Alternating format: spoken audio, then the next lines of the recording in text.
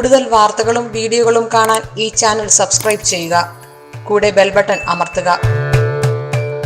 കുടുംബക്ഷേത്രങ്ങൾ എന്നുള്ള ഒരു വിഷയമാണ് ഞാൻ ഇന്നിവിടെ അവതരിപ്പിക്കുന്നത്. പലർക്കും പല വിധത്തിലുള്ള കുടുംബ സംബന്ധമായ ദുരിതങ്ങൾ തുടർച്ച വന്നുകൊണ്ട് ഇരിക്കുമ്പോൾ പലരും അതിനെ നേരിടാനുള്ള ഒരു ഉപാധിയായി ക്ഷേത്രങ്ങളിലൊക്കെ പോയി വഴിപാടുകളൊക്കെ നടത്തിയാലും ഇതിനൊന്നും ഫലം കിട്ടാണ്ട് വരുമ്പോൾ ചിലപ്പോൾ ഒരു ജ്യോതിഷൻ്റെ അടുത്ത് ചെന്നിട്ട് ചോദിക്കും, ഞങ്ങളുടെ ദുരിതങ്ങളൊന്നും മാറുന്നില്ല, ഇങ്ങനെ ഇടക്കിടക്ക് ദുരിതങ്ങൾ വന്നുകൊണ്ടിരിക്കുകയാണ്, അതിനെന്താണ് പ്രതിവിധി എന്ന് ചോദിക്കുമ്പോൾ അദ്ദേഹം തീർച്ചയായിട്ടും പറയും, നിങ്ങളുടെ കുടുംബക്ഷേത്രത്തിൽ പോകാറുണ്ടോ? അപ്പോഴാണ് പലരും അവരുടെ കുടുംബക്ഷേത്രത്തെ പറ്റി ചിന്തിക്കുന്നത്. ചിലവർക്ക് കുടുംബക്ഷേത്രം എന്താണെന്ന് അവർക്കറിയാം, ചിലവർക്ക് അറിയില്ല. പണ്ട് കാലത്ത് കൂട്ടുകുടുംബ വ്യവസ്ഥിതിയായിരുന്നു. അപ്പോൾ കൂട്ടുകുടുംബ വ്യവസ്ഥിതിയിൽ കാരണന്മാരും അവരുടെ മക്കളും മക്കളുടെ മക്കളും ഒക്കെ ആയിട്ട് ഇങ്ങനെ തലമുറകൾ ഒന്നിച്ച് താമസിച്ചിരുന്ന ഒരു കാലഘട്ടത്തിൽ അവർക്ക് കുടുംബ ക്ഷേത്രങ്ങളൊക്കെ ഉണ്ടായിട്ടുണ്ട്. എന്നാൽ കാലം പോയി വർഷങ്ങൾ കടന്നു പോയപ്പോൾ ഈ കൂട്ടുകുടുംബങ്ങളെല്ലാം അണുകുടുംബങ്ങളായി മാറിക്കഴിഞ്ഞപ്പോൾ പലരും ജോലി സംബന്ധമായും ബിസിനസ് സംബന്ധമായും മറ്റുള്ള കാര്യങ്ങളായിട്ട് കുടുംബ നിന്നും വേർപിരിഞ്ഞ് സ്വന്തമായി ചെറിയ അണുകുടുംബങ്ങളായി മാറി കഴിഞ്ഞപ്പോൾ ഇവർക്ക് അവരുടെ കുടുംബക്ഷേത്രം ഏതാണെന്ന് പറഞ്ഞ് മനസ്സിലാക്കി കൊടുക്കാൻ അവരുടെ പിതൃ തലമുറയിൽപ്പെട്ട ഒരാരും ചിലപ്പോൾ ജീവിച്ചിരിക്കുന്നുണ്ടാവില്ല. അപ്പോൾ അതുകൊണ്ട് അവർക്കറിയില്ല. അവരാ പറഞ്ഞ് ശരിയാണ്, അവർക്ക് ഒരു കുടുംബക്ഷേത്രം ഏതാണെന്ന് അവർക്കറിയില്ല. അപ്പോൾ അതിന് കുടുംബക്ഷേത്രം ഏതാണെന്ന് ഒരു നല്ലൊരു ജ്യോത്സ്യനെ കണ്ട് ചോദിച്ചു കഴിഞ്ഞാൽ ആ കുടുംബക്ഷേത്രം എവിടെയാണെന്ന് പറഞ്ഞ് മനസ്സിലാക്കി കൊടുക്കാനായിട്ട് ഒരു നല്ലൊരു ജ്യോത്സ്യന് കഴിയും. അതോടൊപ്പം ഈ കുടുംബക്ഷേത്രം എന്നാൽ എന്താണെന്നുള്ള ഒരു വിവരണവും കൂടി ഞാൻ ഇവിടെ പറയാനായിട്ടാണ് ഉദ്ദേശിക്കുന്നത്. നമ്മളുടെ പൂർവികർ, അതായത് നമ്മളുടെ 7 തലമുറയിൽപ്പെട്ട പൂർവികർ ആരാധിച്ചു വരുന്ന ഒരു ദേവനോ ദേവിയോ എവിടെയെങ്കിലും ഉണ്ടാവും. നമ്മുടെ പൂർവികർ ആരാധിച്ചു വരുന്ന 7 തലമുറയിൽപ്പെട്ട പൂർവികർ ആരാധിച്ചു വരുന്ന ഒരു ദേവനോ ദേവിയോ എവിടെയെങ്കിലും ഉണ്ടാവും. ആ ദേവനും ദേവിയും ഇരിക്കുന്ന ക്ഷേത്രമാണ് നമ്മുടെ കുടുംബക്ഷേത്രം. അതാണ് നമ്മുടെ പരദേവത. ഈ പരദേവത എന്ന് പറഞ്ഞു കഴിഞ്ഞാൽ കുടുംബത്തിന്റെ ഒരു രക്ഷാകവചമാണ്. ഒരു അമ്മ സ്വന്തം മക്കളെ എങ്ങനെ സംരക്ഷിക്കുന്നുവോ അതുപോലെയാണ് ഒരു കുടുംബ പരദേവത ആ കുടുംബത്തിലെ അല്ലെങ്കിൽ അവരുടെ ഭക്തന്മാരെ സംരക്ഷിച്ചു വരുന്നത്. അപ്പോൾ ഈ കുടുംബ പരദേവതയെ അറിയാതെ അവിടെ പോകാതെ ആ ക്ഷേത്രമായിട്ട് ബന്ധപ്പെടാതെ ഇരിക്കുമ്പോൾ തീർച്ചയായിട്ടും ഒരു കുടുംബ പരദേവതക്ക് ഒരു മനസ്താപം ഉണ്ടാവും.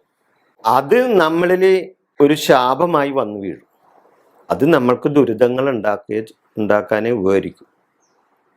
ഞാനൊരു ചുരുങ്ങിയ ഒരു എക്സാമ്പിൾ പറയാം. വേറെ ഒന്നുമില്ല. നിങ്ങൾ ഒരു അപ്പൂപ്പനും അമ്മൂമ്മയാണെന്ന് വെച്ചു. നിങ്ങൾക്ക് കുറച്ച് മക്കളുണ്ട്. ഈ മക്കളൊക്കെ പല സ്ഥലങ്ങളിൽ ദൂരസ്ഥലങ്ങളിലൊക്കെ ജോലി സംബന്ധമായൊക്കെ പോയി. വർഷങ്ങളായിട്ട് ഈ മക്കളും മക്കളുടെ മക്കളൊന്നും നിങ്ങളുടെ അടുത്ത് വരുന്നില്ല, നിങ്ങളെ കാണാനും വരുന്നില്ല. അപ്പം എന്തായിരിക്കും നിങ്ങളുടെ മനസ്സിൻ്റെ വികാരം? എൻ്റെ മക്കളും മക്കളുടെ മക്കളോ അല്ലെങ്കിൽ ആരും കൂടെ ഒന്നും ഞങ്ങളെ തിരിഞ്ഞു നോക്കുന്നില്ലല്ല, ഈ അപ്പൂപ്പനെ അമ്മൂമ്മനെ ആരും തിരിഞ്ഞു നോക്കുന്നില്ലല്ല എന്ന് ഈ നമ്മൾക്ക് പ്രായമായ ആൾക്കാർക്ക് മനസ്സിലുണ്ടാവും, ഇല്ലേ? അപ്പോൾ അവരുടെ മനസ്സിൽ വരുന്ന ആ ഒരു താപം ഉണ്ടല്ലോ, മനസ്സിൻ്റെ ആ വിഷമം, അത് തന്നെയാണ് ഒരു കുടുംബ പരദേവതക്ക് ഉണ്ടാവുന്നത്. അങ്ങനെ ഇരിക്കുമ്പോൾ ഈ അപ്പൂപ്പനെയും അമ്മൂമ്മനെയും കാണാനായിട്ട് ഈ അവരുടെ മക്കളോ മക്കളുടെ മക്കളോ ഒക്കെ ആയിട്ട് ആരെങ്കിലും ഒക്കെ ആയിട്ട് വന്നെന്ന് വെച്ചോ. അപ്പൊ ഈ അപ്പൂപ്പനും അമ്മൂമ്മയ്ക്ക് എന്ത് സന്തോഷമായിരിക്കും, ഇല്ലേ? അതുപോലെ തന്നെയാണ് ഒരു കാണാതിരുന്ന് ഒരു കുടുംബ പരദേവതയെ നമ്മ കാണാൻ ചെന്ന് കഴിയുമ്പോൾ നമ്മുടെ സമസ്ത അപരാധങ്ങൾ പറയുമ്പോൾ അതിന് ആ പരദേവതയ്ക്ക് ആ സമയത്ത് ഈ അപ്പൂപ്പനും അമ്മൂമ്മക്കും ഉള്ളതുപോലെയുള്ള സന്തോഷം തന്നെയായിരിക്കും ഈ കുടുംബ പരദേവതയൊക്കെ ഉള്ളത്.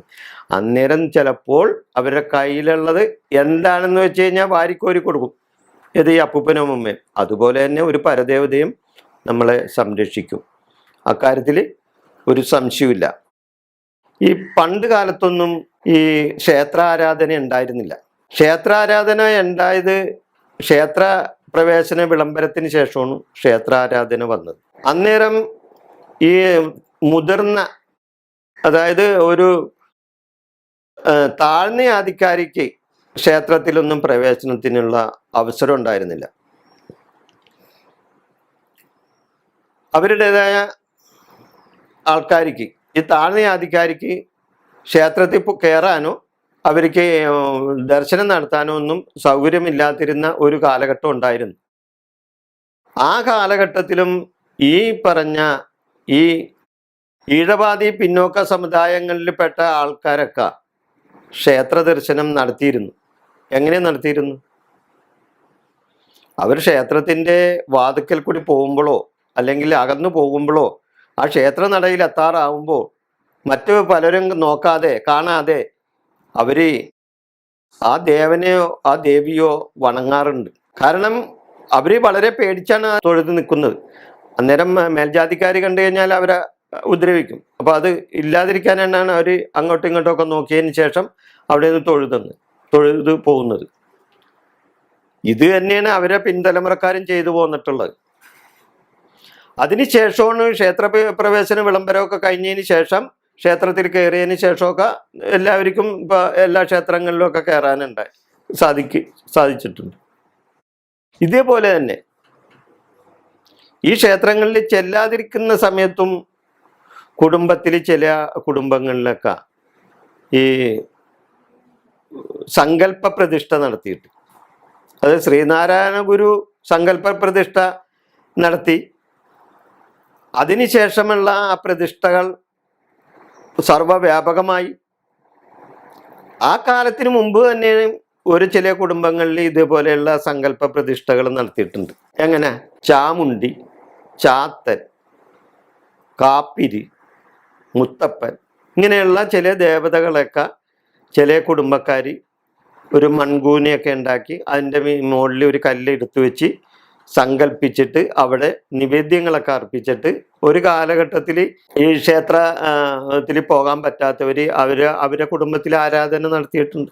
ആ ദേവതകളെല്ലാം പിന്നീട് വരുന്ന കാലഘട്ടത്തിൽ ക്ഷയിച്ചു പോയതിന് ശേഷം അവർ പലരും പല ആൾക്കാരും ഒക്കെ ഏറ്റെടുത്ത് പല ക്ഷേത്രങ്ങളും ഇപ്പോൾ ഇന്ന് ദേവസ്വം ബോർഡ് ക്ഷേത്രങ്ങളായും അതേപോലെ തന്നെ ചില സമുദായക്കാരുടെയൊക്കെ ക്ഷേത്രങ്ങളായി മാറിയിട്ടുണ്ട്.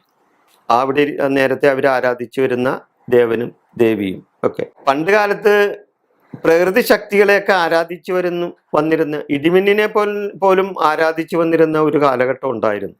അപ്പോൾ മനുഷ്യൻ്റെ ഉൽപ്പത്തി മുതൽ തന്നെ ക്ഷേത്ര ദർശനവും ക്ഷേത്ര ആരാധനയും ഒക്കെ നടത്തിയിരുന്ന് ആദിമ മനുഷ്യർ.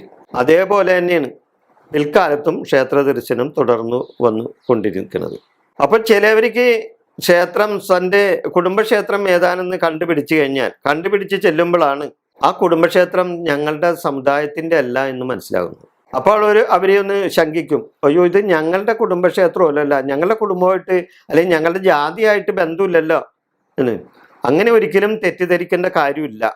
കാരണം നമ്മുടെ കുടുംബത്തിലെ പരദേവത പിൽക്കാലത്ത് അത് ക്ഷയിച്ചു പോയതിന് ശേഷം പലരും ഏറ്റെടുത്ത് പല സമുദായക്കാരും പുനരുദ്ധാരണം നടത്തി അവരുടേതായ ചുറ്റുപാടുകളിൽ അത് തന്നെ സംരക്ഷിച്ചു പോന്നിട്ടുണ്ടാവും.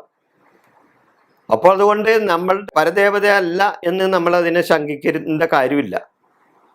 ആ ദേവത തന്നെയാണ് നമ്മളുടെ ദേവത, അല്ലാതെ നമ്മുടെ സമുദായത്തിൻ്റെ തന്നെ ആവണമെന്നില്ല. നിങ്ങളുടെ അല്ലെങ്കിൽ നമ്മളുടെ മുതിർന്ന 7 തലമുറയിൽപ്പെട്ട പൂർവീകരെ ആരാധിച്ചു വരുന്ന ആ ദേവത തന്നെയാണ് അത് നമ്മുടെ സമുദായത്തിൻ്റെ അല്ലെന്ന് വെച്ച് അതിന് നിങ്ങൾ ബുദ്ധിമുട്ട് തോന്നേണ്ട കാര്യമില്ല. ചിലർക്ക് സ്വന്തമായിട്ട് ഉണ്ടാവില്ല കുടുംബക്ഷേത്രം. അപ്പോൾ അതുകൊണ്ട് ഇങ്ങനെ ചെന്ന് ആണ് നമ്മളുടെ കുടുംബക്ഷേത്രം ഏതാണെന്ന് നമ്മൾ കണ്ടുപിടിച്ച് ചെയ്യേണ്ടത്. അതുകൂടാതെ ചിലവർക്ക് സ്വന്തം വീട്ടിൽ കുടുംബക്ഷേത്രം ഉണ്ടാവും. അതും അവരുടെ സ്വന്തം കുടുംബക്ഷേത്രമൊന്നും നമുക്ക് പറയാൻ പറ്റില്ല. കാരണം അത് ചിലപ്പോൾ പിൽക്കാലത്ത് ഈ അടുത്ത കാലത്തോ അതിന് അവരുടെ അപ്പനോ അച്ഛനോ അച്ഛൻ്റെ അച്ഛനോ മുത്തച്ഛനോ ഒക്കെ ആയിട്ട് ചെയ്തേക്കണ എടുത്തു വെച്ചേക്കണ പ്രതിഷ്ഠകളായിരിക്കും, അല്ലെങ്കിൽ സങ്കല്പ പ്രതിഷ്ഠകളായിരിക്കും, അല്ലെങ്കിൽ അവിടെ ക്ഷേത്രം ഉണ്ടാക്കി വെച്ചതായിരിക്കും. എന്നാലൊന്നും അത് കുടുംബക്ഷേത്രമാണില്ല. കുടുംബക്ഷേത്രമാണെങ്കിൽ അവരുടെ 7 തലമുറ തുടർച്ചയായി ആരാധിച്ചു വരുന്ന ഒരു ദേവനോ ദേവിയോ ആയിരിക്കണം. അതാണ് അവര് ശരിക്കു പറഞ്ഞാൽ കുടുംബ പരദേവത. അപ്പൊ ആ കുടുംബ പരദേവതയെ സംരക്ഷിക്കാതെ, ആ കുടുംബക്ഷേത്രത്തിൽ വഴിപാട് നടത്താതെ നമ്മൾ മറ്റൊരു ക്ഷേത്രത്തിൽ പോയി വഴിപാട് നടത്തിയാൽ കുടം കമത്തി വെള്ളം ഒഴിക്കണതിന് തുല്യവും, അതിന് ഫലം ഉണ്ടാവില്ല. അപ്പൊ ഇവിടെ ശരിക്കു പറഞ്ഞാൽ പെറ്റമ്മക്ക് കഞ്ഞി കൊടുത്തിട്ട് വേണം മറ്റുള്ള ഒരു അമ്മക്ക് കഞ്ഞി കൊടുക്കാൻ എന്ന് സാരം. നമ്മളുടെ അമ്മ നമ്മളെ എങ്ങനെയാണ് സംരക്ഷിക്കുന്നത്? ഒരു മക്കളെ അമ്മ എങ്ങനെ സംരക്ഷിക്കുന്നുവോ, അവരെ കാറ്റിലും കോടിലും പെടാതെ അവരെ ദുരിതങ്ങളിൽ നിന്നും മോചനം നൽകി ഒക്കെ നമ്മളെ സംരക്ഷിച്ചു പോരുന്നത് നമ്മുടെ കുടുംബ പരദേവതകളാണ്. അപ്പോൾ ആ കുടുംബ പരദേവതകളെ നമ്മൾ സംരക്ഷിക്കണം. അവർ പോയി കാണണം. കാണാതിരിക്കുന്നവരെ പോയി കണ്ട്, അല്ലെങ്കിൽ കുടുംബ പരദേവതകളെ അറിയാത്തവർ അതിനെപ്പറ്റി അറിഞ്ഞ് നല്ലൊരു ജ്യോത്സ്യനെ കണ്ടുപിടിച്ച് അങ്ങനെയുള്ളതൊക്കെ പരിഹാരങ്ങളൊക്കെ ചെയ്താൽ നമ്മുടെ ദുരിതത്തിൽ നിന്നൊക്കെ നമുക്കൊരു മോചനം ഉണ്ടാവും.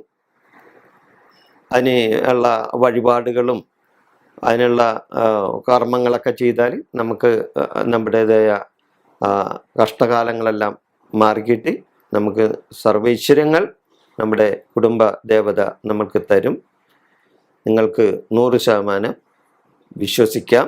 അപ്പോൾ ഇതാണ് കുടുംബ ക്ഷേത്രത്തെ പറ്റി എനിക്ക് പറയാനുള്ളത്.